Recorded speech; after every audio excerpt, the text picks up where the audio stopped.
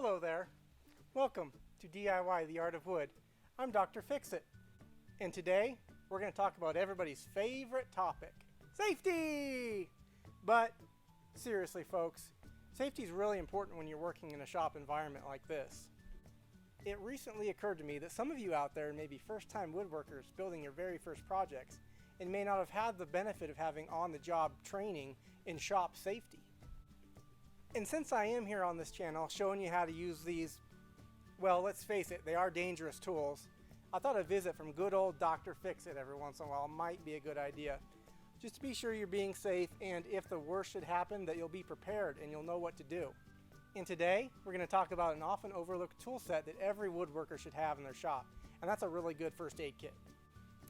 And I say often overlooked because I've been there. You're just starting out, you're all excited, you're buying tools, you're planning your projects, and who wants to think about boring stuff like first aid kits, right? But it is really important. So what I'm going to do first is go over the basics, just the bare minimums that every shop should have, and then I'm also going to talk about some of the additional items that I've added to my first aid kit. Now these are the types of items that you're probably never going to use, but if that day comes where you really need it, you're going to be glad you spent that extra $20 or $30. But before I get started, I just want to mention that I will put a few links in the description below the video to a few of these items in case you want to pick up these exact items for yourself or your workshop. I'll make it a little easier for you. And what we're going to look at first today is the first aid kit itself. I picked this one up at Sam's Club. It was about $25 and it's surprisingly well stocked for the price. I'm going to pop open the lid here and point out a few of the things that I was really surprised were included. A couple little bottles of Eyewash solution, nice pair of tweezers, pair of scissors. And the thing that really surprised me was the CPR face shield. It's kind of nice that that's in there. And of course it has all the basics, you know, bandaids, gauze, tape, aspirin, just about everything you need to get started. Nice thing with this one too is you can mount it to the wall. It has these little mounting tabs, so you can put it in one central location, easy for you to find. If you don't have anything in your shop as far as first aid, I highly recommend starting with something like this. But there is one problem with first aid kits like this. While they have everything you need, they don't have a lot of anything. So items like band-aids and gauze, you're going to go through real fast. And so that leads me to the next part of this little video. Some of the additional items that I think you should stock up on just to have extra on hand. And those are items like rubbing alcohol, hydrogen peroxide, Bactine, it's a good disinfectant. And this is actually a nice one to have. This is a pressurized wound wash, so if you get a cut on your finger, you got a bunch of sawdust or dirt in there, you can actually go over to the sink and kind of blast this out, and it'll wash away some of that dirt and debris, and you can clean yourself up and get back to work. A few other additional items I think you should stock up on are items like medical tape. The reason for that is you cut your finger, you put a band-aid on it, you go back to work, 5 minutes later it falls off, and then you got to go get another one. But if you take the time to put a little additional tape like this on there, that band-aid may actually stay on for a while and you can keep working. I also recommend stocking up on first aid ointment. Some of the additional items I also have are, I put some rubber gloves in a container like this and some additional gauze pads for if there's a real big mess and you have to clean up. And I realize some of this may seem a bit excessive. Big first aid kit, rubbing alcohol, hydrogen peroxide, Bactine, on and on and on. And you may be asking yourself, well geez, how often does this guy cut himself? Well, to be honest, not all that often. But keep in mind, we're woodworkers, and from time to time we may be working with some of these exotic hardwoods, and some of those exotic hardwoods can be very irritating if they get in your skin, for example. So you're going to want a good first aid kit that has a nice pair of tweezers in it so you can pull that sliver out, treat it, and get back to work. And also, we work with chemicals. So if you get exposed to chemicals, if you get any on your skin or in your eyes, you're going to want to have the proper equipment and tools on hand to deal with that. So that leads us to the final part of this video, and that's to go over some of those last few items that I mentioned that, well, honestly, I think most people don't even think about including in their first aid kit for their shop, but personally, I feel they're absolutely essential. The first being Eyewash. Now I did mention that this first aid kit did contain a couple little tiny bottles of Eyewash, but you know, if you get something splashed in your eyes, those little bottles aren't going to be enough. you're going to need something more like this. I got this on Amazon. I'll put a link in the description for you.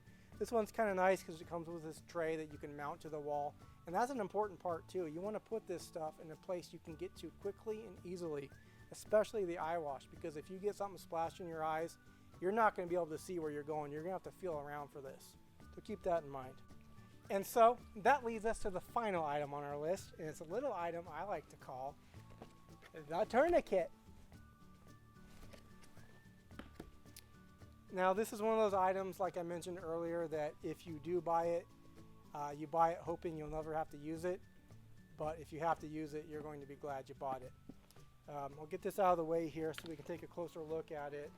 But before I open this up and show you what's inside, I want to talk a little bit about why it's important to have one included in your first aid kit. So we're woodworkers, and we often work alone, especially if you're a weekend woodworker, a DIYer. You're probably going to be working in your garage, and most of the time you're going to be by yourself. And if there's an accident and you cut yourself badly, for example, say on a table saw, and you can't stop the bleeding, you're going to be glad you had one of these. This is one of those potentially life-saving additions to your first aid kit.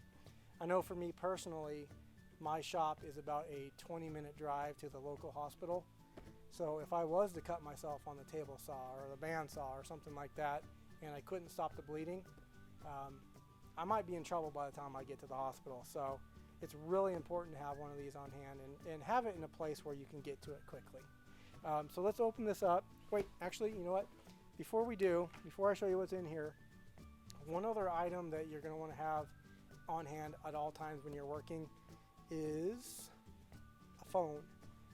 Keep your cell phone with you. If you have a home phone in your garage, that's great too. So if you do get in trouble and you need help and you're by yourself, you can call for help, call 911, or call somebody to come give you a hand. So definitely keep a phone handy. So I'm going to pull out these items, just going to kind of show you what they are, then I'll explain what they're for. A couple of Ziploc bags. Part of this came in a kit with several items that I bought on Amazon. I'll put a link in the description for this stuff in case you want to pick up this exact setup. It came with a pair of these field trauma scissors, which is nice. So if you need to cut away some clothing, you can do that quickly. It also came with this pre-packaged sterile field bandage, and I also put in here one of those instant cold packs. You snap it and it turns ice cold, and I'll explain what that's for a little bit later. But the real important thing in this kit is an actual tourniquet. Now this particular tourniquet is designed for field trauma for military and police, and the key to this one is it's designed that you can put it on yourself with one hand. And that's really important because if you do cut yourself, say you cut your arm very badly, you can use your one good arm to put it on and then go drive to the hospital and get taken care of. So one thing to point out here though is you'll want to practice putting this on before you hurt yourself, so that if you do hurt yourself, you're not trying to figure out at that time, all right, how does this thing work? So read the instructions, watch a video online how to put this on, and know how to use it, and then go to work. Now the instant cold pack and the Ziploc bags. Now you might laugh, but this is a reality. But let's say you cut your finger off on the table saw. You're not paying attention, you're not being careful, and all of a sudden, zoop, there goes your finger. And you're bleeding heavily, so the first thing you can do is you can apply the tourniquet to your arm to stop the bleeding. Then you can go pick up your detached finger off the ground or wherever it went, put it in a Ziploc bag, pop one of these open, get it cold, throw the whole thing, the ice pack, the Ziploc finger, in this plastic tub, put the lid on it, and then drive yourself to the hospital. And if you do that, you probably have a better chance of them being able to attach your finger rather than coming back the next day trying to find your finger when it's already starting to rot. And I know that sounds funny, but it could happen. And so that's it, folks. That's all I had for you today. I'll leave you with a few final thoughts on first aid. You want to keep all this stuff in kind of one central location that's easy to get to. If you have a cabinet available, go ahead and put it in there. It's a good idea to keep the stuff near a sink if you have that available. as it makes it a little easier for wash up. Any items that you can mount to the wall, like this Eyewash kit, go ahead and do that.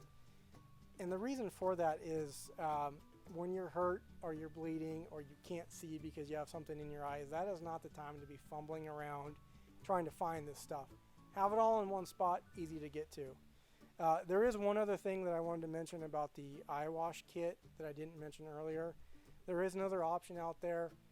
It's a little bit more expensive, but if you can afford it and you have a sink, you can buy a special faucet that actually becomes an Eyewash station. It has these two little stems that pop up and water shoots out of it. And that's even better than this, because that is an unlimited supply of water that you can use to rinse your eyes out if you really get something nasty in there. So yeah, that's it. That's all I got. Let's just stay safe. Let's have fun in the workshop, and I'll see you on the next video. Thanks, everyone. Oh well, isn't this special? Cargo shorts, a dress shirt, and a tie. Probably a good thing I don't call this channel DIY the Art of Fashion.